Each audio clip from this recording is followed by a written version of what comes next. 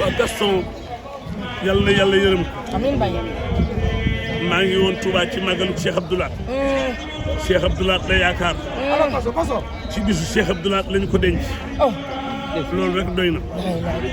taxawaayam jëfam ngoram diineem waaye xam boppam bëgg njaam.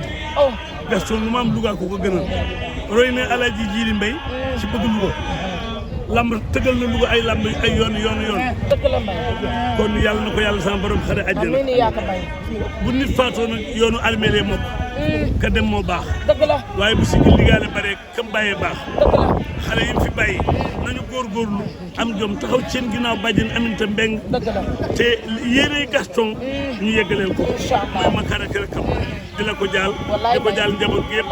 di ko jaal suñu jigéenu bopp.